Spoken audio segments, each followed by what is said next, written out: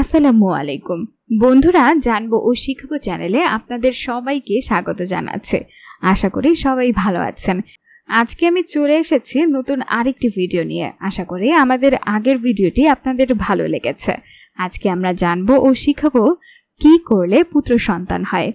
দম্পতির সন্তান না হলে যেমন বিড়ম্বনা, তেমনি কোনো কোনো ক্ষেত্রে ছেলের সন্তান না হলেও বিড়ম্বনা। পুরুষের কোষে এক্স ও ওয়াই ক্রোমোজোম এবং মেয়েদের কোষে এক্স ও ওয়াই ক্রোমোজোম থাকে। পুরুষের এক্স এবং মেয়েদের এক্স মিলে হয় ডাবল এক্স, আর পুরুষের ওয়াই এবং মেয়েদের এক্স বেরিয়ে আসার সময় জরায়ুর ভেতরের শুক্রকীট স্পার্ম প্রবেশের সময় এই দুটোর মধ্যে ছেলে কিংবা মেয়ে সন্তান জন্মের একটি সুন্দর সম্পর্ক আছে। এর উপর ভিত্তি করেই মার্কিন গবেষক ডক্টর ল্যাক্রোভোম বল ও ডক্টর জন রক নিজের ইচ্ছায় ছেলে ও মেয়ে সন্তান জন্মাবার পদ্ধতি আবিষ্কার করেছেন। আপনি যদি ছেলে সন্তান চান তাহলে এই ভিডিওটি আপনার ইচ্ছা পূরণের জন্য যথেষ্ট। এই পদ্ধতিতে সফলতার হার 90%। আপনার স্বপ্ন এবার সত্যি হবে। তাহলে আর কথা না বাড়িয়ে চলুন শুরু করি। একজন পুরুষ যখন একজন মেয়ের সাথে সেক্স করে তখন পুরুষের চরম অবস্থায় বীর্যের সাথে লক্ষ লক্ষ শুক্রকীট মেয়ের জরায়ুতে নির্গত হয়। এখান থেকে যে কোনো একটি শুক্রকীট মেয়ের ফ্যালোপিয়ান টিউবে অবস্থিত ডিম্বকের সাথে নিষিক্ত হয়। মেয়েদের যেহেতু একই রকমের ডাবল এক্স ক্রোমোজোম থাকে, তাই সন্তান মেয়ে বা ছেলে হওয়ায় তাদের কোনো হাত নেই। এটা নির্ভর করে পুরুষের ওপর, কারণ মেয়ে এক্স এর সাথে পুরুষের ওয়াই মিললে বাচ্চা ছেলে হবে। এখন আমাদের এমন একটি টেকনিক অবলম্বন করতে হবে যাতে আমরা ছেলে সন্তান চাইলে পুরুষের একটি ওয়াই গিয়ে মেয়ের এক্স এর সাথে মিলিত হয়।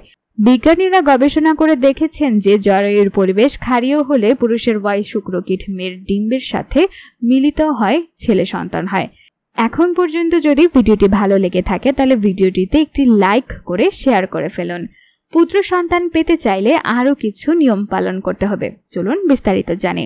ডিম্ব স্ফুটনের দিন বা ডিম্ব পরিপক্ক হওয়ার নিকট সময় টানা 3 দিন ধরে সঙ্গম করবেন। 3 দিন ছাড়া আর সঙ্গম করা যাবে না। কন্ডম পরেও না, এটা স্বাস্থ্যের জন্য ক্ষতিকর। প্রতিবার সঙ্গমের পূর্বে স্ত্রীর যোনির ভেতরে ক্ষারীয় সলিউশন ডোজ দিতে হবে। স্বামী যেন কিছুতেই স্ত্রীর আগে অর্গাজমে না যায়। স্বামীর বীর্যপাতের আগেই যেন স্ত্রীর অর্গাজম হয়। স্ত্রীর অর্গাজমের পরপরই স্বামীর লিঙ্গ যোনিপথের যত গভীরে সম্ভব প্রবেশ করিয়ে বীর্যপাত করতে হবে। ওই 3 দিন সঙ্গম ছাড়া স্বামীর কোনোভাবেই সঙ্গম বা হস্তমৈথুনের মাধ্যমে বীর্যপাত ঘটানো যাবে না। প্রতিবার সঙ্গমের আগে স্বামীর খুব কড়া 2 থেকে 3 কাপ ক্যাফেইন ড্রিঙ্কস, চা বা কফি ইত্যাদি পান করতে হবে।